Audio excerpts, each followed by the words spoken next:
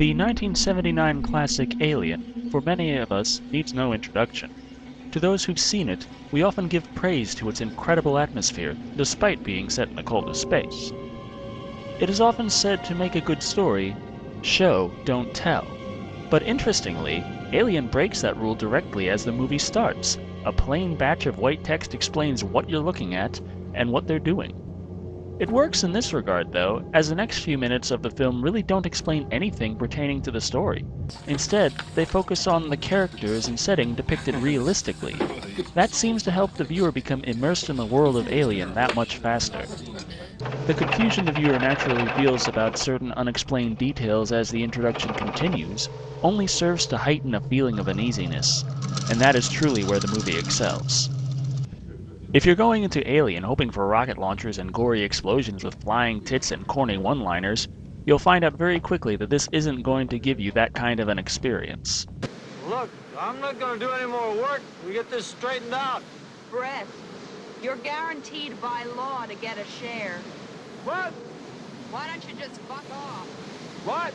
But if you are one of those among us blessed with a respectable attention span, I implore you, do not give up on this movie based merely on it not relying on gimmicks to boost ticket sales. It's over 30 years old at the time of this review, and there are plenty of reasons it's still being talked about and watched to this day. Right. Whenever he says anything, you say right, Brett. You know that? Right. Parker, what do you think? Your staff just follows you around and says right. It's like a regular parrot. Yeah, shape up.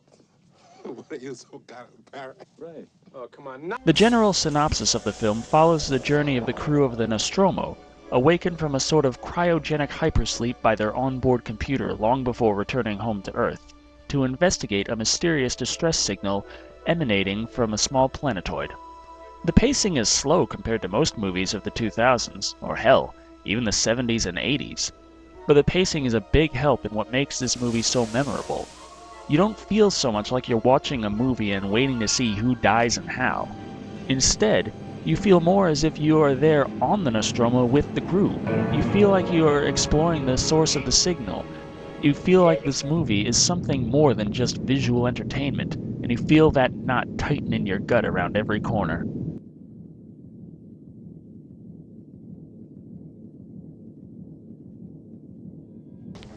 The characters are unique and very believable. You can understand their demeanor and motivations very early on, and on some level you recognize them. There's probably more than one you feel are similar to your own coworkers or even yourself on some level. And that is what I feel many horror movies fail to accomplish, making the viewer understand, identify with, and care about the characters. You may have figured out we're not home But yet. all this character interaction would fail to create an immersive experience if the visual effects on the film didn't hold up just as well. Alien stands, though, as a shining example of how to do visual effects on an amazing scale.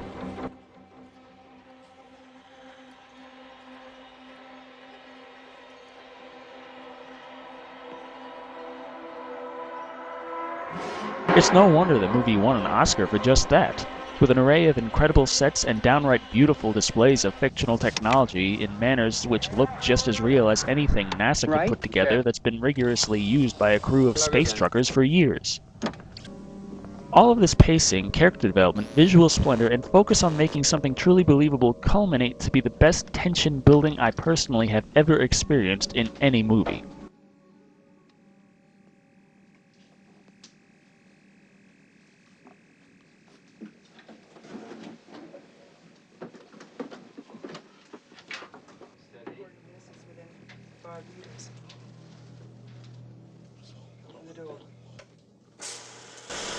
But the monster of the movie, the alien, is truly handled in the most unexpected and effective way. To put it bluntly, you don't see it very often. But again, this works well in unexpected ways. In one's mind, not knowing where the alien is creates a feeling, a belief, that the alien is everywhere all at once. There isn't one instance in a tense situation where you don't feel like an alien could just rush into frame and devour everyone. Watching Alien is always an experience for me. Even though I've seen this movie so many times, I know the scenes and pacing so well, it still immerses me in such a way I can't help but be lost in the suspense and still feel that fear well up in my gut. If you're a fan of horror and haven't seen this movie, I implore you to find 2 free hours, a bowl of popcorn, and a dark, quiet room to board the Nostromo for an experience I guarantee you will never forget. A rating? I'd have to give Alien 5 facehuggers out of 5. Coming up next, I'll be reviewing Aliens, the 1986 sequel. See you next time.